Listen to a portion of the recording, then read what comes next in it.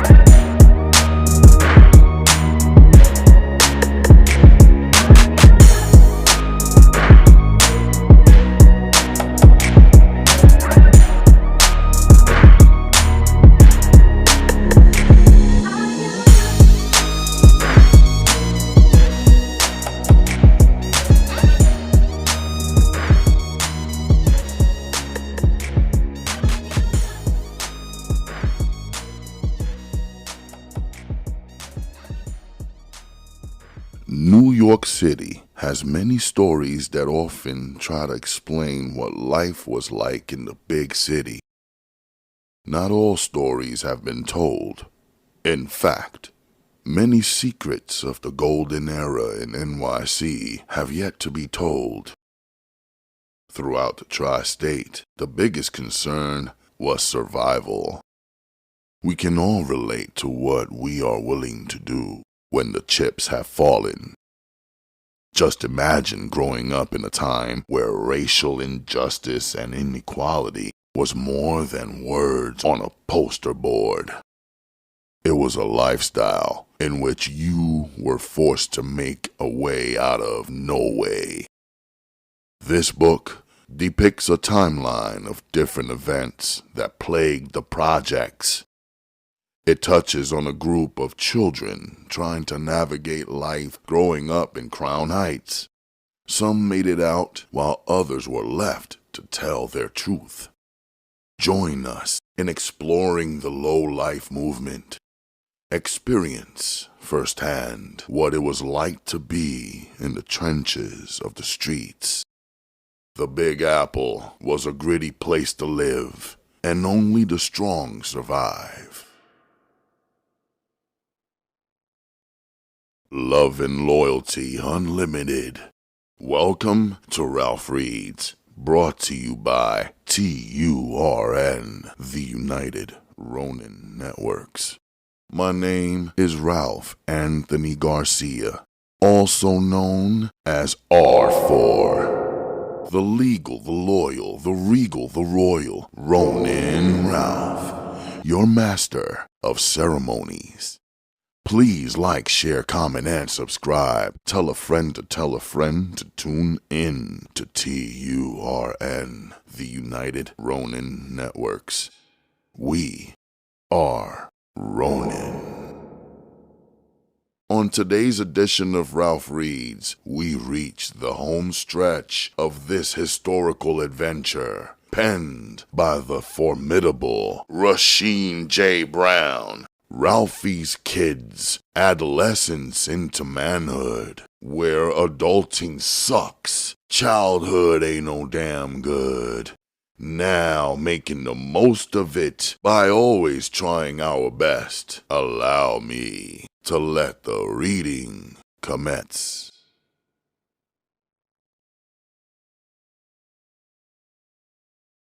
HIV and AIDS epidemic.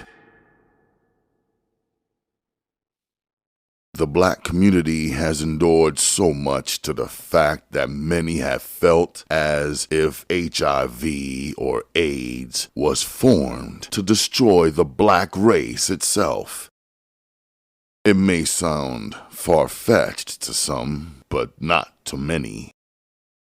The numbers itself show that a mass majority of black people have been exposed to this epidemic that started in the 80s.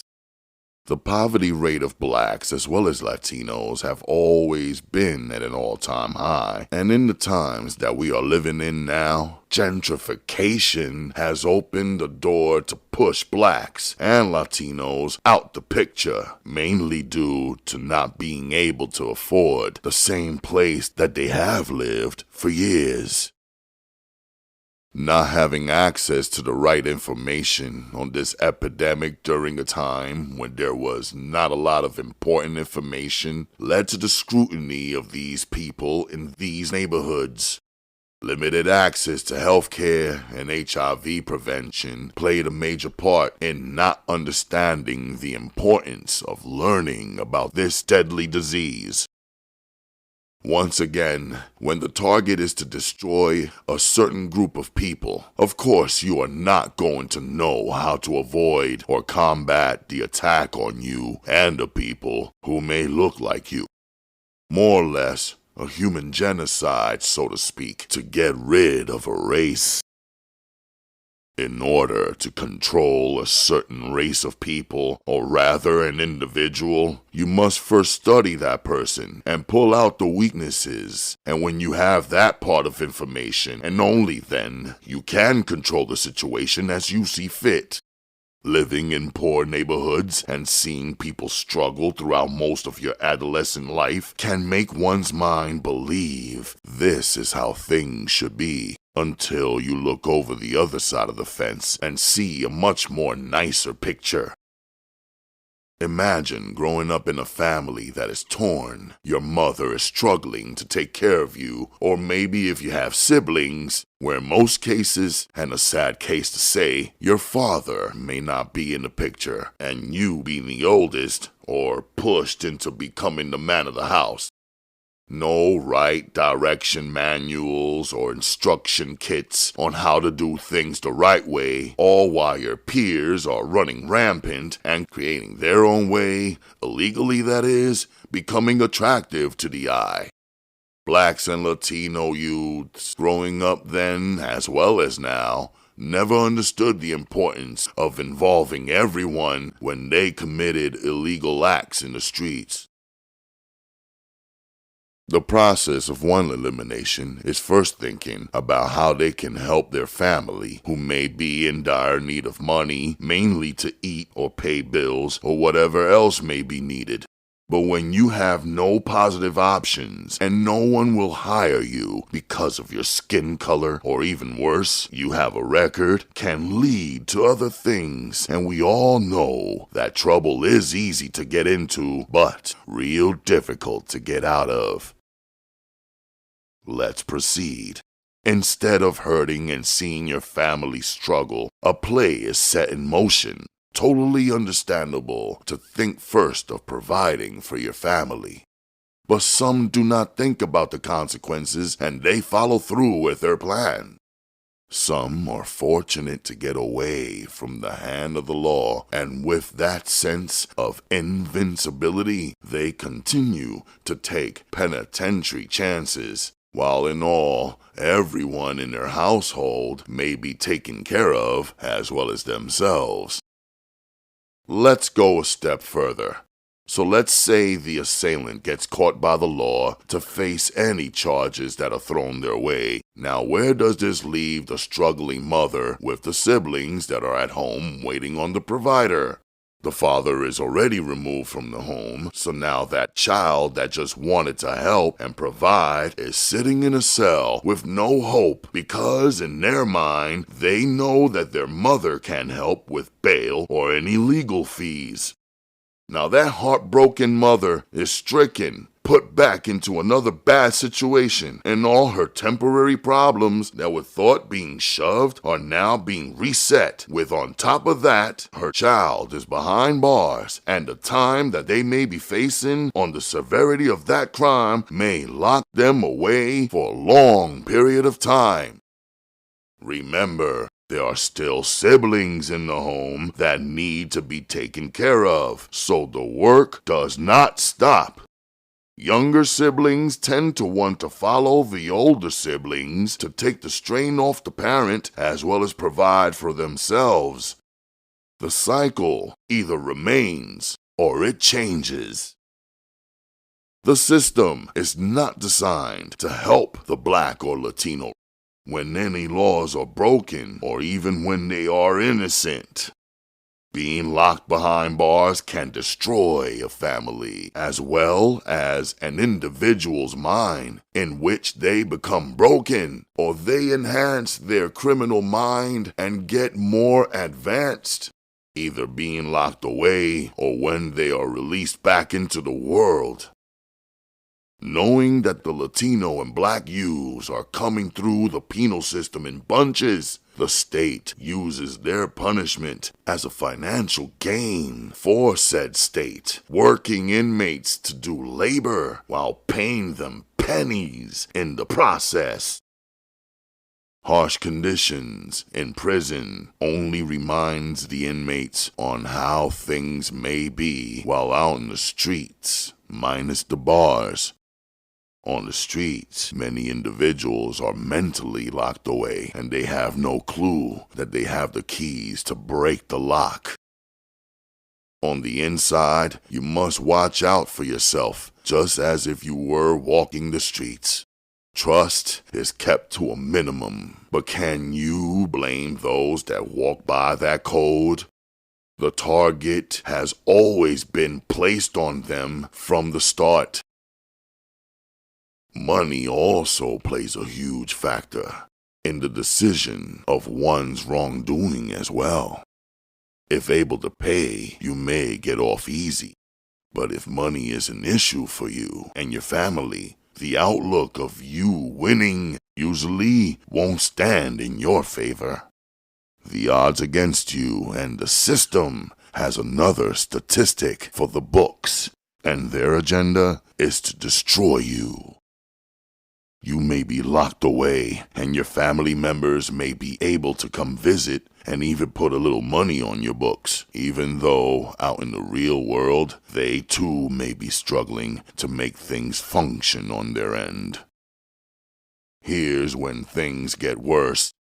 The plan is to divide and conquer, and even though the apprehended inmate may have went the wrong way and got locked up and charged while in return trying to provide for themselves and their family, no one looks at that, but only the severity of the crime that was committed.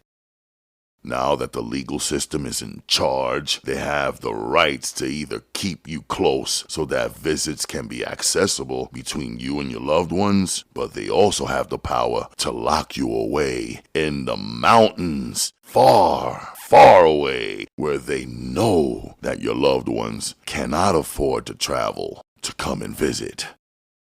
This can lead to a long and lonely bid, not just for the inmate, but for the loved ones also. Not knowing the living or mental conditions of someone you love that is locked away can feel like an imprisonment for those out in the world also. These people are also in prison. There are people that are in prison that really deserve to be inside, but there are also those that were wrongfully imprisoned due to where they lived, as well as being judged unlawfully due to their skin color.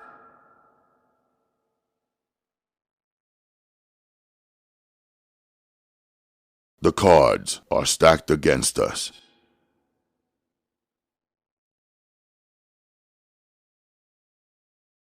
The game has always been rigged when it has come to those less fortunate, especially coming from low-income households and just trying to find a way in this beautiful, wicked world. Blacks and Latinos have excelled in many avenues in life, despite the scraps that may have been thrown their way. Many events have shaped the New York City cultural timeline, whether good or bad or indifferent, but the hood tales and individuals that have come through the 5 boroughs have told their story in a very bizarre way and still remains intact. They say action speaks louder than words and that pictures are worth 1,000 words, and these statements hold very true. The game has always been a rat race for those that have been brought up in the poverty-stricken environment of this mean world. Basically a dead-end situation that has kept Black and Latinos alike down for a long period of time. The children of the ghetto decided to band together and take on the world by their own means. I can continue on and make excuses on the reasons that Blacks and Latinos have been so harshly abused by those that do respect the greatness that pours out of us when it comes to excelling in this world. But everyone recognizes it even if they front as if they don't. Way before the slave trade, the black human race was a force to be reckoned with, and due to historic events, many black lives would change drastically. Always looked upon as 1/3 of a man, we had to endure the beatings and hangings and our family being torn apart by the hands of the oppressors.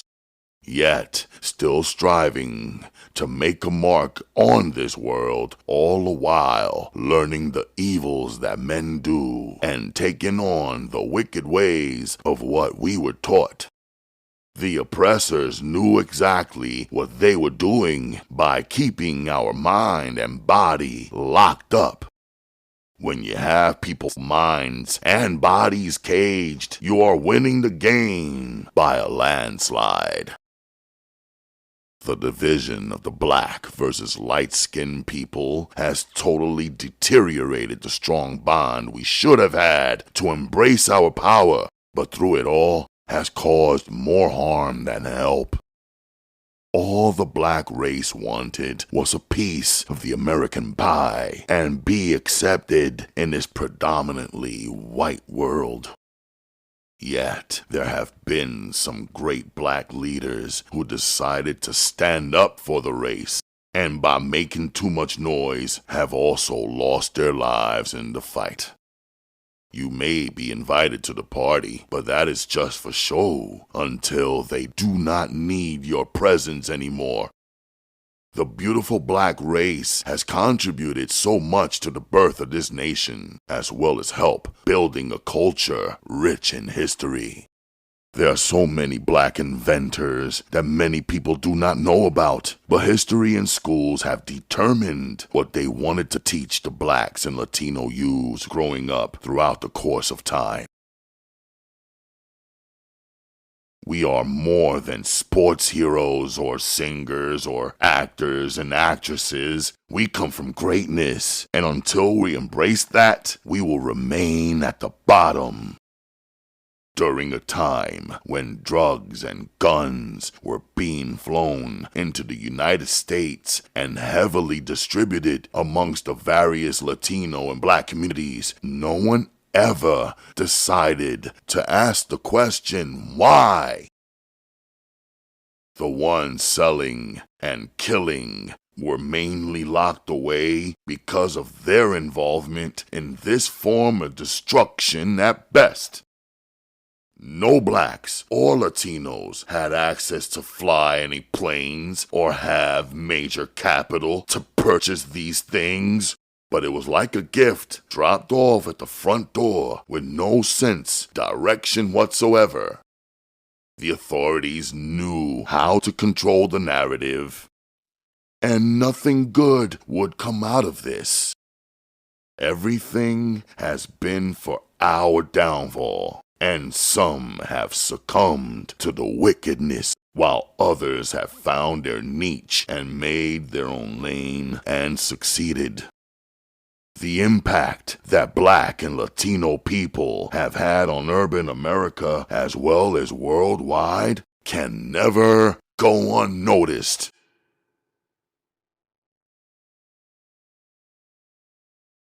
Trendsetters. A unique people that have been hated on for centuries, but also studied and admired behind closed doors, have been the case when the discussion of black people come out the mouths of those that can't seem to relate, but deep down are in hunger to want to be like. From the way that we rocked our hair during the golden era, the high top fade, the waves or finger waves for the females, the jerry curl, as well as other hairstyle names that may have been forgotten or not mentioned. Everything we did was with purpose and pride, and it made a statement. The jewelry we rocked was also a statement in the hood. If you had a rope chain, it was like having a higher status, but best to believe that if you couldn't hold yourself down when the wolves appeared, then that chain would surely be taken. Youths in the hood were snatching chains off necks as if it were a hood sport. Another piece of gold that was being showcased around the hood was the 4-finger ring, or if you wanted to be different, you would get a 2-finger ring or 3-finger. You could catch certain individuals rocking these rings on both hands as if they had gold brass knuckles. It was like the most gold-wearing person in the spot was the person looked as someone who was getting paid, and the jewelry explained it as if it was speaking in the bold statement.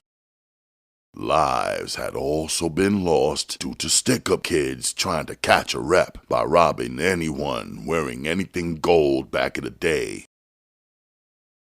Before the RALPHIE'S kids donned a moniker mentioned throughout the book, they were referred to as the Two Front Posse, a group of individuals wearing 2 gold caps over their teeth.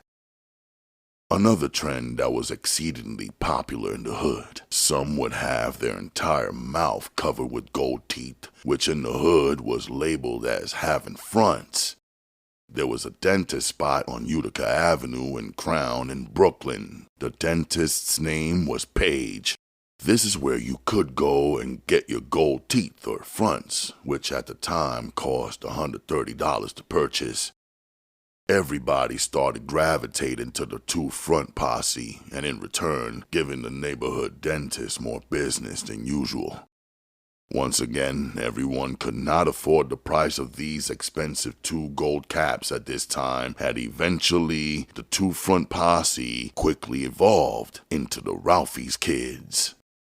The U's remained the same. The name just changed. The gold teeth phase lasted for quite some time throughout the hood. Sometimes you could catch younger children going to the store and purchasing the mini Reese candy that was covered in gold foil. The kids would eat the candy and later take the foil and cover their teeth with the shiny gold foil, trying to imitate the people they saw or admired day in and day out walking through their neighborhood. Creativity at its best. What seemed little to most was a huge deal to those growing up in Brooklyn, or rather any borough, city, or town where this influence made its mark. The female's choice of jewelry was the bamboo earrings or the nameplate earrings that was also labeled as door knockers. This piece of gold became a huge staple in hip-hop and urban culture. Not to throw the reader off course, the earrings are not made of bamboo. The nameplate earrings, which consisted of a person's name or any other words that they desired, was attached to the earring that was worn, also influenced name rings as well. The way young and old people living in the hood communicated also was something special. A simple head nod or handshake, which many referred to as a pound or dap, was acceptable growing up in the jungle. The slang was endless. One simple thing could be referred to with so many names, but people used the slang knowing exactly what was trying to come across during a conversation. Such words like fat were used as a compliment or admiration for something pleasing to the eye, rather being spelled like an overweight individual but used with a PH instead. The word bad, even though it means something totally opposite of good, the urban culture embraced it as being something good. Shorty is bad as hell. In translation, a female got it going on, or she's beautiful to the fullest. Another example was when you agreed with someone, you would say, word, which in slang translation meant, I agree. The term butter was also a word of admiration, meaning someone was nice or smooth. When you were leaving a place or individual presence, you would respond by saying you were going to bounce, dip, split, Audi 5000, and so on. The hood had words for days, and they became universal from one mouth to the next. Homeboy, male friend. Homegirl, female friend. Fly, to look good. Funky, fresh. Very stylish. Fine, attractive to the eye. Legit, real, authentic. Drop dime, to tell or rat on someone. To snitch. To understand what is being said. A simple yes. Psych, to take away or trick someone into thinking they are getting something from you. Stunt, to show out. Mainly in reference to having nice things in the hood, such as jewelry, money, clothes, etc. Tough, too bad for the next individual, or something is nice to the eye. Homeboy lost his car keys, that's tough for him. Or, those shoes are tough. Thanks, I appreciate that. Dope. High admiration for something. Material, music, the options are endless. Nigga, a term used to downgrade black people in reference to the term again, but was later reduced with an A to take away the harsh history behind the term once used to keep blacks down, becoming a word of endearment amongst people living in the hood as well as used in rap music. Gat, burner. Gun, gemstar, razor blade, crib, home, house, somewhere you lay your head, whip, car, reefer, ganja, marijuana, whoa, excited, yo, greeting, what's up, or what up, hi, or hello. If used in a harsher tone, it can be like being challenged. Set it. To jumpstart an action of sorts. 7:30. Crazy. Shook. Scared. Iron horse. Train. Brick. Cold weather. Capped or smoked. Shot or murdered. Shiesty. Evil intentions or being sneaky towards others. Paper. Bread, dough, cream, money. Gear. Clothes. Dime. Very attractive female. Popo. 5-0. Police. Had me rolling. Something that was amusing or hilarious. Player hating. To show disinterest in someone else or their behavior, or wishing you could be like someone else. Ice grill. To try and intimidate someone else with a certain look. I'm chillin'. Or You got to chill. relax, calm down. Or slut. Female that's promiscuous, Bent or twisted. high or drunk, in reference to certain drug use. Frontin'. Lying. Dropping jewels. To share knowledge of sorts on a particular subject matter. Splurge. Floss. To spend or show off. Whack. Corny. Not to someone's liking or looked down upon. Chicken head. Bird. Unattractive female. Keep it real. To state the truth of a subject matter when in discussion between two or more individuals. Crack. White people in reference to their color. Bull. Someone of interest when dating or in a relationship with. Don't be trippin'. Do not panic or get out of character. OG. Original gangster. Put in work. To have done illegal things out in the world. $1.50. A razor cut to the face and in return being stitched up in the process. Let me hold something. To borrow money from someone. Bling bling. Flashy jewelry. Player. To engage with a lot of individuals on a mental and sexual level. Kicks. Sneakers, shoes. The list could go on, but mainly in the hood or urban culture have these words become so powerful amongst the people that have used them as well as recognized the hidden meaning behind them as well. Black culture have been studied and copied throughout the course of time, and even white America have taken upon themselves to understand the slang as a form of Ebonics during the late 80s, transitioning into the 90s. The term Ebonics was used as a description intended to showcase how African Americans intended to speak to one another through their own language, which descended as far back to the years of slavery. The root of the word Ebonics stemmed from the word ebony, black, and phonics, a teaching which involves sound with certain letters or groups in an alphabetic writing system.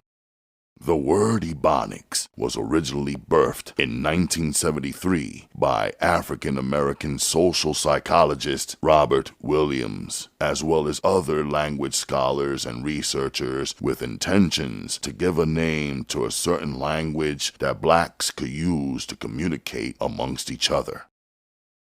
In 1975, Williams edited and co-wrote a book labeled Ebonics, the true language of black folks, even though the term is not used as much as it once was in the past. Many young and old individuals that still reside in the urban neighborhoods continue to use slang words, which now are more commercialized throughout the world.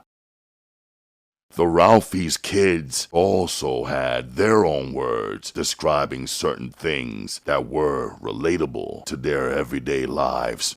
Words such as Mia's, which referred to going on missions to boosting clothing, or Lizzie, L-Izzy bag, a bag turned inside out first and covered in aluminum foil to deter an alarm when shoplifting any clothes or any other items of choice. A brilliant idea for hungry and ambitious youngsters turned into a universal piece of the RALPHIE'S kids' history. Females were also referred to as bye-bye amongst the young males who were part of the crew, sort of like a mistress or side piece. RALPHIE'S kids crew members only knew the meaning if you were down or someone told you the meaning behind the word. Another word that was used was G.N, which meant to take or steal. Being low down meant wearing polo from head to toe, drawers and socks. The culture and meanings behind the words speaks volumes amongst those that were part of urban events that transpired throughout the years. When the RALPHIE'S kids would go boosting or G.N, they would bag up the stolen merchandise and head back to their own stomping grounds and hand off the merchandise to other crew members to sell, which they were referred to as bump masters.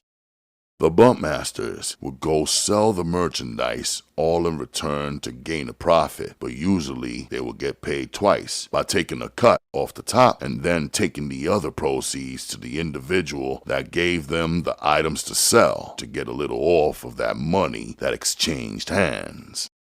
A quick come-up and a survival skill at its best only when you know exactly who you are dealing with in street business. Being part of urban culture, the key for most disadvantaged youths was just to survive in the habitat that they were brought up in. People outside looking in only saw Latinos and blacks who were running wild as crazed animals on a loose, leaving their jungle and causing havoc wherever they saw fit. Great things have come out of the hood despite the people who have caused havoc and destruction not truly understanding how their damaging ways help tear down an area or areas already designed to fail from the jump. Without proper knowledge or a sense of pride of where you live, everything fails. One of the great things that came out of the ghettos of America was the sound of hip-hop music, or what others call rap. Rap music have always been a huge thing amongst Latinos and blacks. Music have always been a huge thing amongst black and Latino people for centuries. Music brings life to one's soul, and music can bring pain if you allow it. A sense of expression, sort of like poetry in motion, either with a beat or without. Many let the words do the talking. It has been stated that hip-hop music was started in the Bronx, New York, and influenced heavily by the pioneer legend DJ Kool Herc. The art form itself is characterized into 9 elements, which are rapping, a rhythmic vocal rhyming style where the wordplay that is being displayed goes hand in hand, DJing and turntablism, which is taking music or records and putting a certain spin on the sound and creating an aura of such for others to enjoy. The DJ was the heart and soul of many functions or parties, someone who got the party jumping or started. Played the wrong records at a party or function, the people who were in attendance will surely let you know. Dancing was very important to the culture as well. Many males and females would compete in the form of dance that was later on labeled breakdancing. And those that competed were referred to as B-boys and B-girls. The dance battles were very intense, and many crews would travel near and far just to battle other crews. Like I said earlier in the book, the importance of your name means a lot, and having people respect you and your name. What most people living in the hood have in common are what we call nicknames, which are generally a name you can give yourself or certain family members or friends gave you. By having these names, you soon get attached to that name and put your government name on the back burner. Youths were running around and taking spray paint and destroying any property in sight or any wall that was visible. The New York City Transit took major losses due to the graffiti that was on display every day that patrons entered the trains of choice. What may have perceived as an art form was looked at as a pure destruction of property. But those on the other side of the fence couldn't see the beauty of this beautiful art form, which would help shape the hip-hop culture as well. To know the knowledge behind the culture is mainly a huge plus when speaking on this genre of music. What came out of jazz and blues and the souls of Black and Latino people later birthed another form of expressional music that many thought was just a fad, but to this day remains stronger than ever. The art form went to new heights when certain individuals were beginning to make music or beats with their mouths, a percussive vocal style which was later labeled beatboxing. Fashion has also helped the shape of the culture, the style of clothing, and how certain people would rock or wear their clothing. Some of the clothing that these youths were wearing were very expensive and very difficult to obtain. So it was stolen, and the youths threw their own spin on it. Those outside of the urban environment wanted to imitate the look of the children of the ghetto. During the time when violence and crime was taking over certain neighborhoods, many residents would come together and form block parties, which was a time when people would come together with fellowship, laugh, and have a great time despite all the worries in the world. This was also a time when certain music was on display and the unique sound could be heard from block to block. Hearing a certain sound could make you easily gravitate to that block party and soon be engulfed into a setting that would easily turn your world into beautiful bliss. The hip-hop culture transitioned from the urban scene directly into the suburban communities in a matter of minutes due to the powerful impact that it had on the youths who embraced it first, later captivating the world altogether. The birthplace of hip-hop, and now which is considered a New York historical building, is 1520 Sedgwick Avenue in the Bronx. Having penned up aggravation and violent urges, hip-hop was a way of expression, and many would battle rap one another to get out their artistic views, but with words and not with violence. It has also been said that breakdancing was also a way of expression as well. This is a God-given talent that many have been blessed with and in return have benefited quite nicely. Kurtis Blow became the first artist to acquire a certified gold rap song whose debut single was called The Breaks. The gateway was soon pushed open, which allowed many artists to take their own place in history and make a name for themselves. The hip-hop movement gravitated from the streets right into people's television sets, which later would be broadcast through music videos, a collection of ideas, and what imagery the viewers could envision through the music artists' points of views. The words and visuals went together like a hand and glove. What was once a male-dominant area, females found their place amongst them and were able to go toe-to-toe with their counterparts. The names of the female MCs or female rappers are endless. Many rappers have gone on to have successful careers through their music, which in all have also opened other doors for them, such as acting in movies or television sitcoms, as well as owning their own record labels or clothing lines. The same way that rappers or anyone involved in the music business had their influence on the youths living in urban America was the other way around when it came to fashion as well. The youths coming up in the 80s were probably considered poor troublemakers due to their skin, their living conditions, and their brash approach to whoever got in their way, since their only true instinct in life was to survive. Appearance is everything, and these young, wild Black and Latino children knew this and elevated the playing game by going to get whatever piece of clothing was not tied down, and it became a science to them.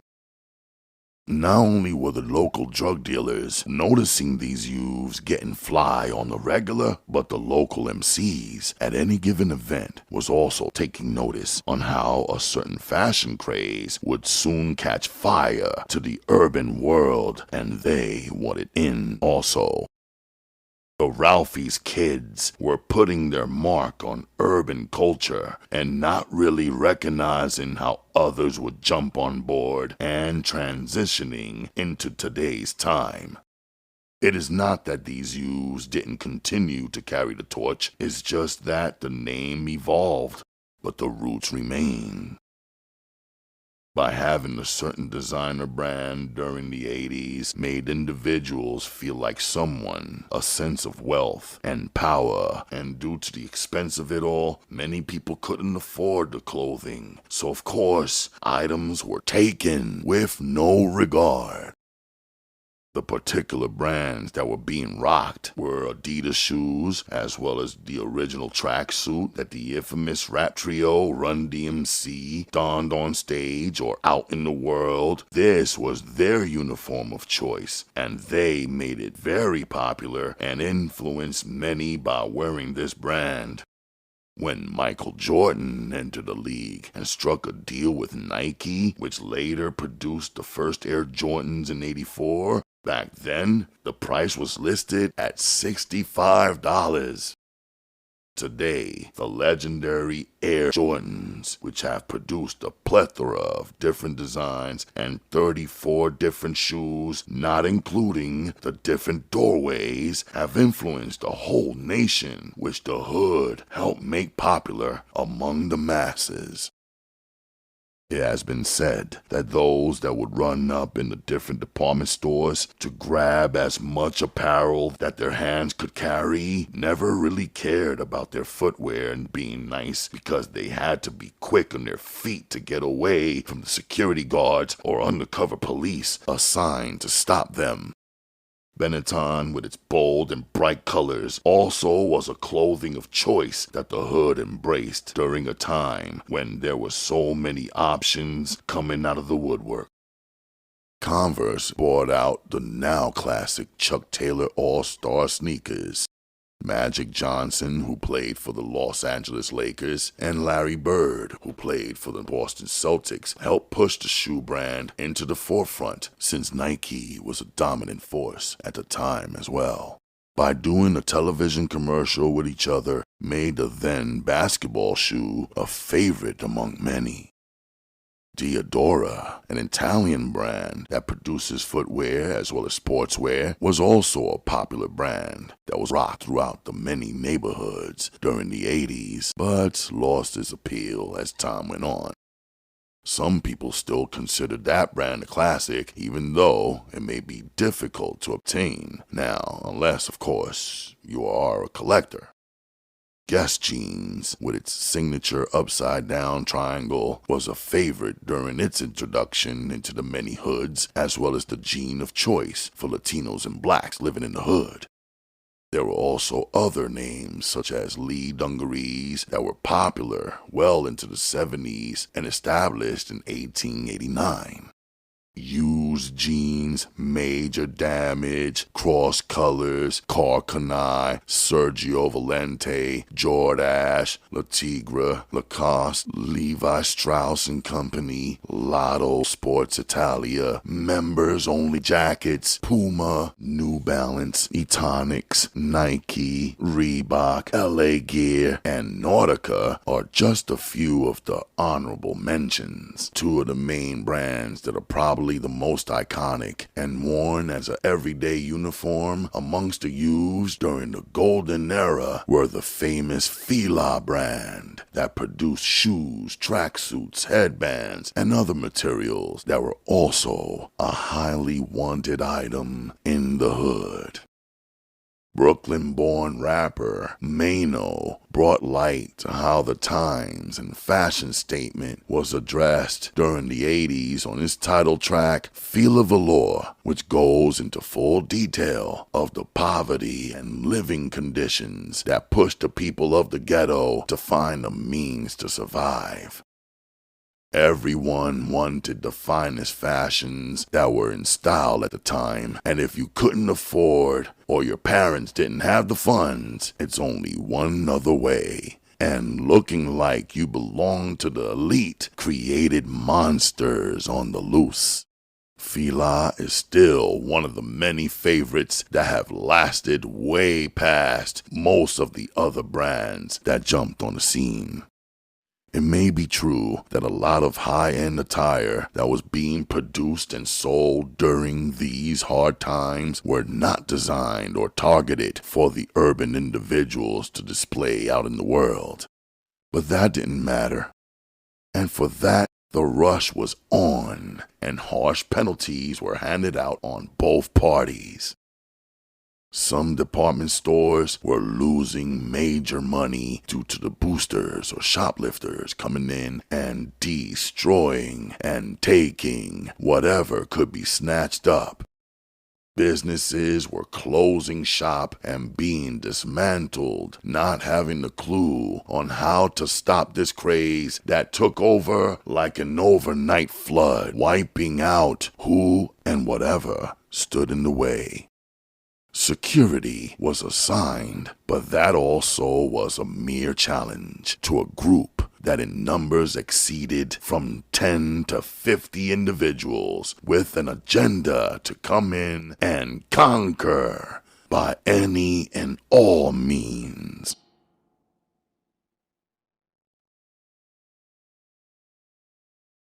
Life of a Ralphie's Kid. The Ralphie's Kids members would get caught up and weren't so fortunate to escape some of the security guards' clutches, while others fought their way out of being caught only to survive another day and be prepared to go back out in the world tomorrow just to risk it all again.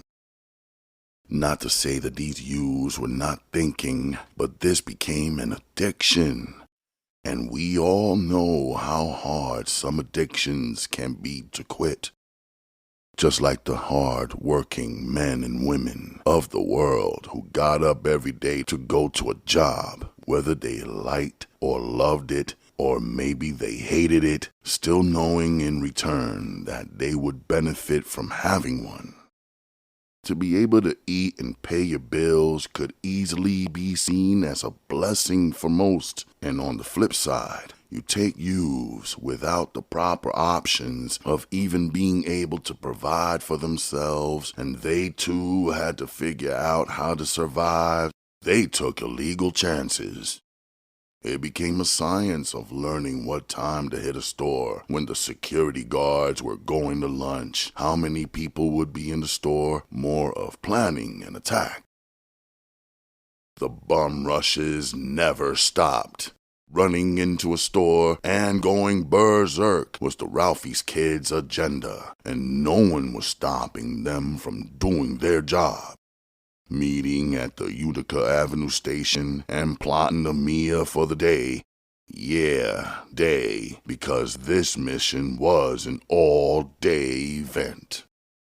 Jumping on the 4 train en route to whatever destination was like an adrenaline rush waiting to explode, and whoever or whatever store that was targeted didn't know what they was in store for, because the wild wolf pack was coming, and leaving empty-handed was out of the question.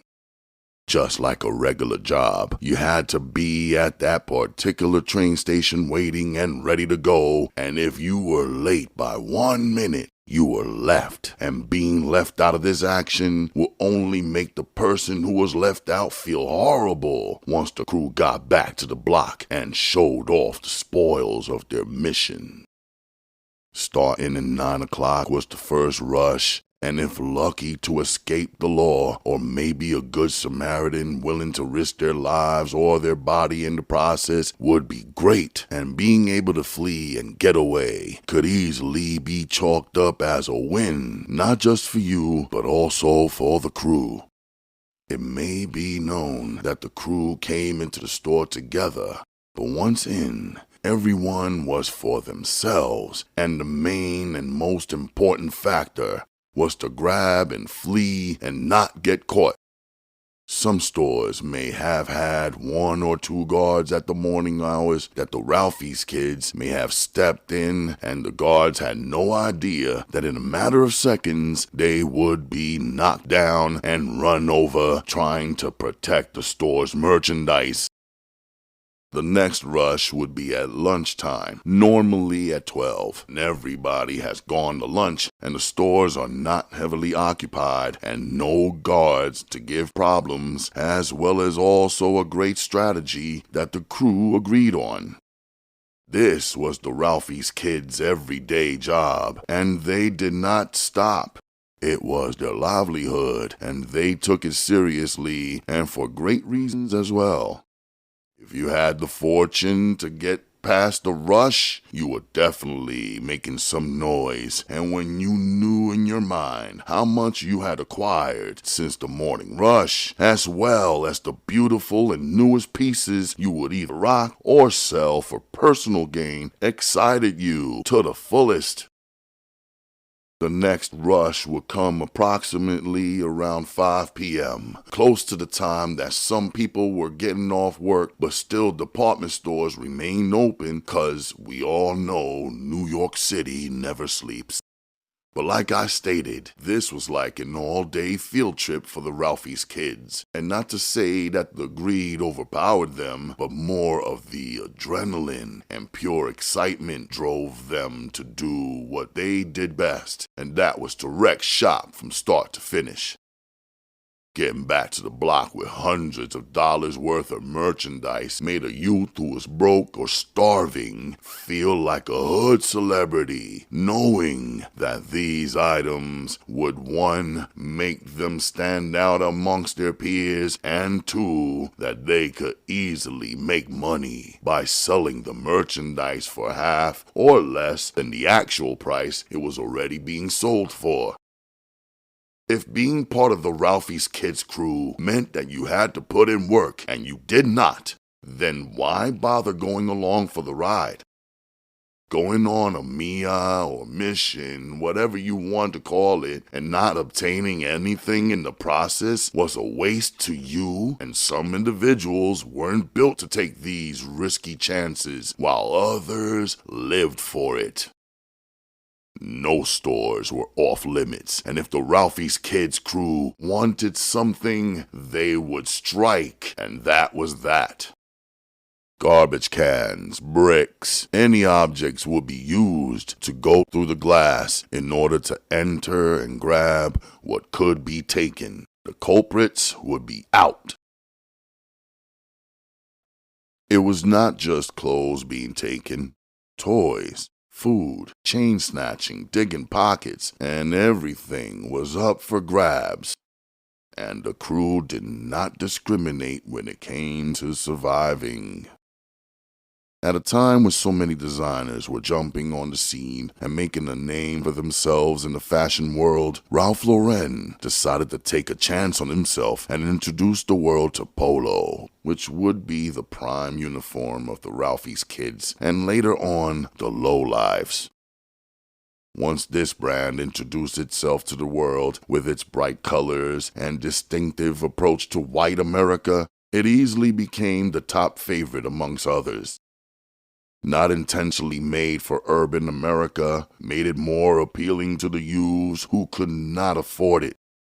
Polo became the item of choice, and if you were part of the Ralphie's Kids crew, you did not want to miss out on owning these pieces, which were very expensive, so in return, you had to go get it.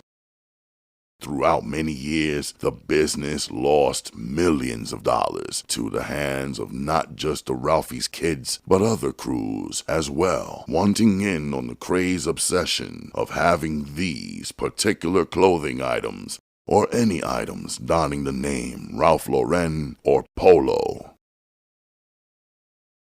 The streets do not love anyone. And the love you thought you were receiving in those streets was probably the opposite, since everyone was trying to survive and make a name for themselves. The older generation was heavy running and carving their own lane, and when they got locked up and beat the odds of death, they learned to also survive behind the wall, and in return, they came home and shared their experiences or subconsciously taught the young generation that was following in their footsteps what they would encounter if they too got jammed up in the streets. Everything that consisted of surviving on the streets seemed to be turned up to a higher degree while being locked away. The older dudes taught the younger individuals that lived in the neighborhood how to hide razors in their mouths without any harm afflicted to them, as well as how to go about your business while using the phone in the prisons, and how to watch your back due to the hate and jealousy that's spewed out of the inmates on a daily basis. There were different units that inmates would be housed in when they were through the prison system, and those that were housed and did their bid came home and would tell the story of how they were able to survive. There were different buildings in the neighborhood that members of the Ralphie's kids would hang out in and label them as if they were the same buildings that the older cats from the neighborhood were housed in while locked up. Basically, the streets were training anyone involved in illegal activity for the craziness that was in store. Jail games were being played out in the streets, and what may have seemed just a way to pass the time would eventually turn into yous really doing time. Something that would either break you or make you much more stronger and immune to the process. Not everyone that entered the prison system changed their bad habits, but more so became much more daring when freed, as much more aware of how not to get caught up. When things got too heavy in the New York area and the stores had been hit upon in drastic measures, the Ralphie's kids would venture out of state and seek new opportunities amongst other department stores. Macy's, the Polo Mansion, Saks Fifth Avenue, Lord & Taylor, Bergdoff&Goodman, B. Altman, BFO, and Century 21. They were the main targeted stores in New York City at the time, mainly because they were the main suppliers of the Ralph Lauren clothing brand that had become so successful in such a short time of its emergence on the fashion scene. It never stopped the Ralphie's kids crew from executing their mission. They rode the mass transit, they stole vehicles, they even jumped on the Amtrak trains located in Manhattan at Penn Station at 31st Street just to get a hand on the newest pieces that Ralph Lauren was introducing to the public. The pure quality of each piece of garment and the colorfulness brought a sense of pride to the individual wearing these clothes. Even though it was not intentionally made for the urban crowd, the Ralphie's kids made it their business to take as much as they could and turn the tables on the designers who wanted no parts of someone who didn't look like white America to represent their style and choice of clothing in any shape, form, or fashion. The Ralphie's kids did not discriminate against what they took, as long as Ralph Lauren's name was on it or Polo lettering was on it. It was for the taking. Shirts, scarves, underwear, shoes, glasses, bathrobes, accessories, hats, coats, jackets, umbrellas, socks, sun visors, sweaters, headbands, beach towels, basically any and everything you could possibly think of was a go when the crew came into the store. The polo that was being taken in abundance literally became a way of life for most of the youths that were intrigued by the certain creativity and different styles that were on display and laid out so beautifully in these various department stores. Made it even more of a reward, all the while risking it all and being able to brag and boast to others on what they may have missed out on because they didn't come along on the Mias. Many of the crew members were bringing so much polo into their neighborhoods that they were naming where they lived low mansions. You also had to be careful on who you let into your house due to the hidden jealousy of someone else wanting something in your collection that they may not have had in their home or in their possession. It was a cutthroat situation. No honor among thieves, right? The bigger the symbol, whether on your chest or on your leg or across your back, depicted that you were serious about this life, and the more you had, the more your name rang amongst the elite boosters who were heavy in the game. It was cool to have average pieces, but the big and bright pieces were like striking gold on a bad day. RALPHIE'S Kids took it to a whole new level and helped make fashion history. And not to take credit for that, but other crews in Brooklyn also helped pave the movement, and much respect to them as well. What turned into just trying to be fly and looking good amongst their peers and feeling good about themselves easily turned into a way to provide for family as well. Individuals living in the neighborhood who weren't about that life of running up into different department stores but wanted to look good and wear the finest fashions at this particular time took a certain interest in what the RALPHIE'S kids were doing, and in return would purchase the stolen items for a fair price, and both parties walked away satisfied.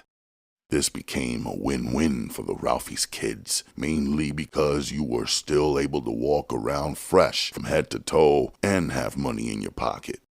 There is no reward without the risk that has to be taken. When your name is ringing bells amongst your peers as well as throughout the streets, best to believe that everyone is watching. But the main ones that were watching were the females. Women do things to get a man's attention since the beginning of time, and this action has not stopped, and men have done the same, whether on the block or attending school or going to a party. Everybody could take notice of what these certain individuals were wearing and be amazed that even though they were a crew, each member stood out due to how they put their uniform together so nicely. And you may have had haters and very jealous ones eyeing you, but the women were loving every moment of it, and they gravitated directly to the RALPHIE'S kids. The love and obsession of wearing polo didn't just stop at these young black and Latino youths going to get it, but transcended into the hearts of females who also became intrigued with this particular brand, and they too went at it full steam. Now the neighborhood females were earning their rep, and it became a lifestyle for them as well. Having the female admiration, as well as looking fly and having money in your pocket, was the best 3 things you could have going on in your life. Well, breathing and being able to wake up every day and not be locked down and do what you love to do on a daily basis was like a dream come true for most that was down with the RALPHIE'S kids, or any other crew that was making noise during the 80s and the 90s. It wasn't just the young males hurting in these poverty-stricken neighborhoods or who were struggling at home. Females went through the same hardships as well, and what they saw on a daily turned their attention into being part of what is now history. Females were forming their own crews and catching just as much wreck as their counterparts, if not more. The males respected their hustle, Their names started to ring bells just as loud as the males who were putting in work. The term money, hoes, and clothes became very popular from the mouths of these individuals who lived by those words. The term today is just as strong as it was back in the day. It's easy to frown upon and criticize the action of these certain individuals who are literally demolishing businesses, but when you have no other options and the peer pressures start to take over, you easily succumb, and then you join in, not wanting to be left out. It's a known fact that at a young age, we as people know the difference between doing right and doing wrong. And there may be older people who try to guide the wild and reckless youths toward the right path. But in all actuality, young people tend to want to touch the stove just to see if it's really hot. Many of the RALPHIE'S kids and other crews that were making their rounds throughout the years paid daily with their lives and paid daily with prison time as well as with their lives. In prison, they waste time that they can never get back. But when you are on a high, something or someone has to bring you down. The crew knew their consequences, but that made the missions more daring and more intriguing to those that heard about what was going on, as well as seeing the spoils of their risky behaviors that led to what made the RALPHIE'S kids and every other crew more appealing. In life, you have difficulties and most things come to an end. What became a way of life for the young males growing up in the hood and just try to fit in and survive turned them into urban legends, despite what anyone may say or otherwise. In their eyes, taking millions of dollars worth of merchandise may have seemed cool at the time that they were doing it, but now as older and mature individuals, some have turned that negative energy into something positive for themselves as well as for the culture. As the laws got more strict for young blacks and Latinos who wanted to continue living a life of crime, soon saw their actual luck run out. And the harsh reality set in place that boosting and everything else that came with it didn't seem so appealing to when most started doing it. There are probably some that still get busy, but the craze has drastically turned down from the days in the 80s that quickly transitioned into the 90s. You have to change with the times. And the way Latinos and blacks who have grown up throughout the 5 boroughs as well as across the United States are still being targeted with police brutality as well as being gunned down. The target remains on their backs, and we are still our own worst enemy while still fighting the system. Coming up dealing with so much as a child, things had to change for some of these youngsters to believe that they could have a promising future. Not attending school or even learning how to read or write can be an obstacle for most. If you only know about prison life and the streets, then that is your go-to. And you become confined mentally and physically to a system that will keep you in bondage forever. Down the line, programs soon arose to help the betterment of these youths that needed a better direction, not just for themselves, but for their own future. If the adults were not caring about these children that were ruining their lives, then what makes anyone think that the children would care? Some adults that saw and cared decided to take a stand and help organize certain programs to help these kids. GED programs, job placements, peer counseling was soon put into place. No one ever took the time to utterly understand what's the reason or reasons that made these youngsters act the way they did daily. For not wanting to deal with the bad apples of the bunch while they attended school, the best choices at the time was to either kick them out or suspend them, which only led them to not attend school no more and run the streets and become just another statistic. Depression, mental illness, broken homes, child abuse, incarcerated parents or incarcerated siblings, drugs, and everything else that could turn a good kid into a problem, not just for themselves, but for society as well. No one can alter the history of what transpired during this golden era, which may look like a horrible time for those that grew up living in a torn environment, but if you ask anyone today, they would tell you that it was the best time of their upbringing.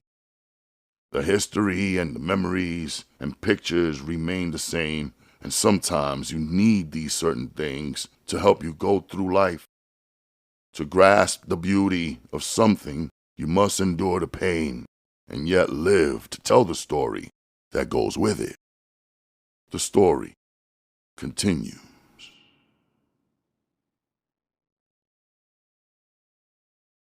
Credits: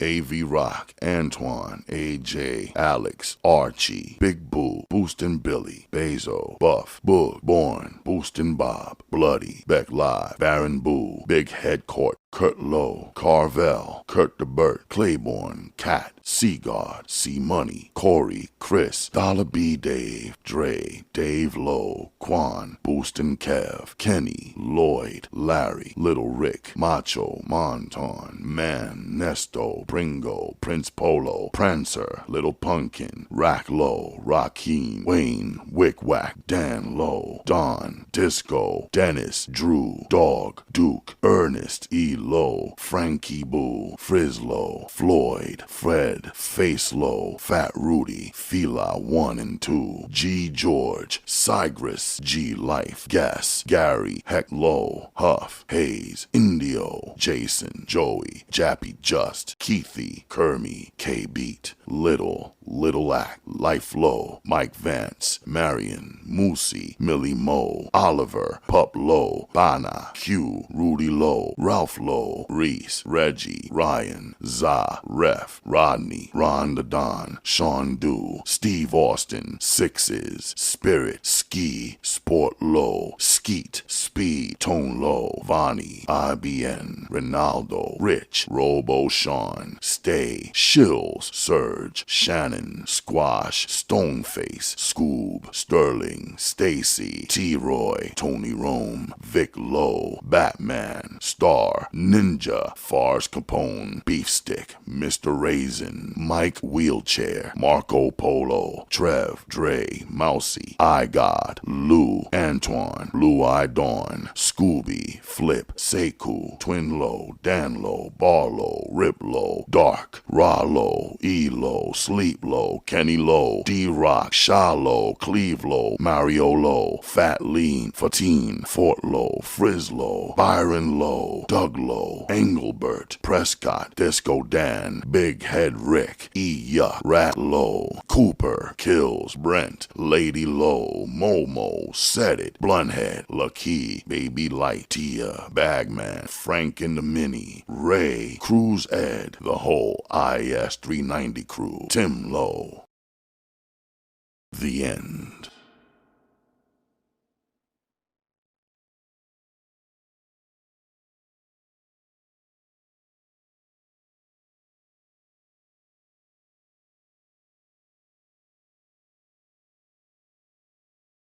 New York City has many stories that often try to explain what life was like in the big city. Not all stories have been told. In fact, how am I supposed to tell any story when you got that going on in the background? It's like no sooner than I turn on the microphone, this is what has to happen. Get home safely.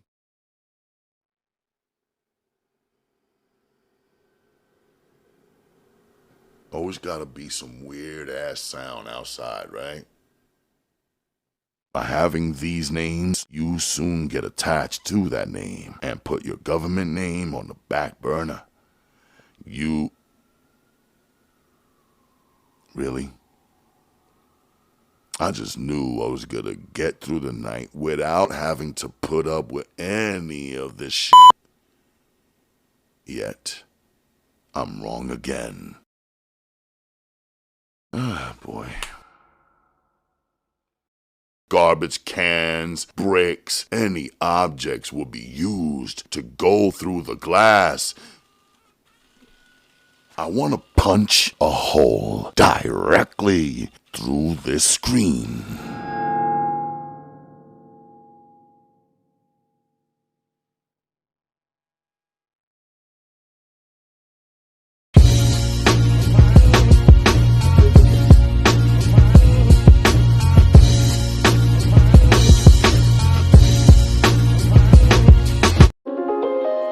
Bahanapantis, a magnetizing manly musk, hinted with a splash of light